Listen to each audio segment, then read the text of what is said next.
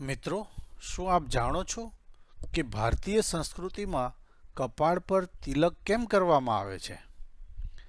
તિલકની પરંપરા માટે એમ માનવાને ઘણા કારણો મળ્યા છે કે તે પૌરાણિક યુગમાં વધુ પ્રચલિત થઈ હતી. કેટલાક વિદ્વાનોના માનવા પ્રમાણે તેની શરૂઆત દક્ષિણ ભારતમાંથી થઈ હતી.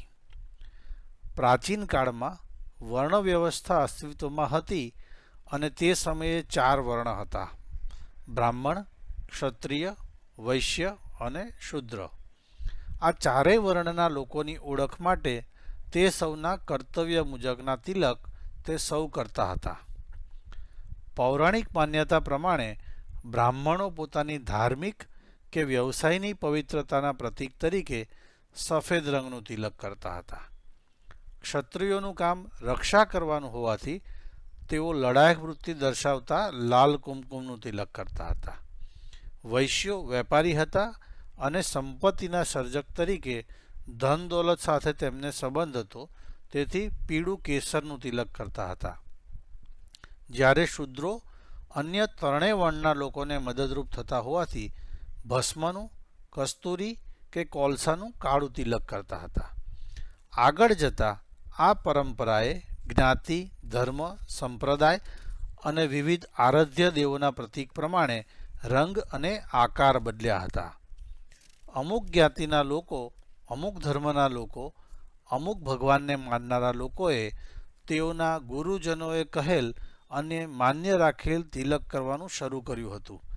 આથી એક વાત તો નિશ્ચિત બની જતી હતી કે અમુક પ્રકારનું તિલક અમુક લોકોના કપાળમાં જોવાથી તેઓ કયા ધર્મના અનુયાયી છે તે માલુમ પડી જતું હતું.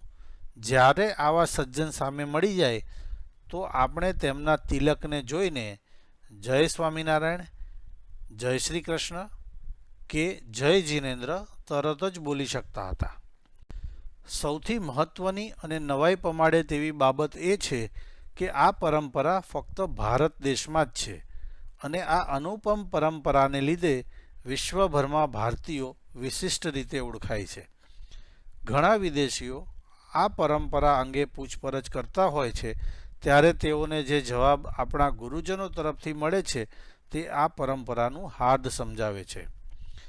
આપણા સમગ્ર દેહમાંથી ઉર્જા સતત વહેતી હોય છે. તેનું સ્વરૂપ ઇલેક્ટ્રોમેગ્નેટિક એટલે કે વિદ્યુત ચુંબકીય છે અને તેનું મધ્યબિંદુ કપાળમાં 2 ભ્રમરોની વચ્ચે હોય છે જ્યાં તિલક કરવામાં આવે છે. કપાળમાં રહેલું આ બિંદુ ઘણી બધી રીતે મહત્વનું છે.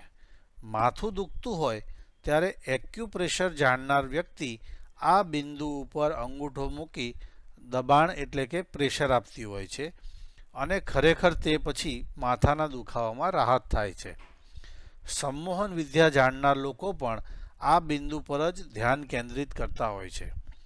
શારીરિક રીતે જોઈએ તો જ્યારે વ્યક્તિને કોઈ ચિંતા સતાવતી હોય છે ત્યારે આ બિંદુની આસપાસનું કપાળ ગરમ થઈ જાય છે અને માથાનો દુખાવો શરૂ થાય છે. આ સમયે આ બિંદુની આસપાસના કપાળમાં ચંદનનો લેપ કરવાથી રાહત થાય છે. આથી જ તો કેટલાક લોકો કેસર સુખડનું તિલક રોજ કરતા હોય છે. આ બધા કારણોસર કપાળમાં આ જગ્યાએ તિલક કરવાનું આપણા પૂર્વજોએ નક્કી કર્યું હોવું જોઈએ અને તે પછી તેની વિવિધ સ્વરૂપે પરંપરા શરૂ થવી હોવી જોઈએ એમ ઘણા લોકો માને છે. કપાળમાં તિલક એ સૌભાગ્યની નિશાની છે. સ્ત્રીઓના કપાળમાં તિલક અને સેથામાં સિંદૂર હોવું કે ન હોવું તે તેના વૈવાહિક જીવનની જાણ કરી દે છે.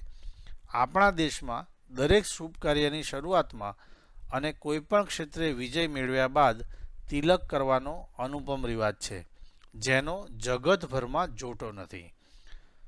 ભારતીય સંસ્કૃતિને લગતા આવા જ વિડીયો જોવા માટે અમારી ચેનલને લાઈક કરો, શેર કરો અને સબસ્ક્રાઈબ કરો. ધન્યવાદ.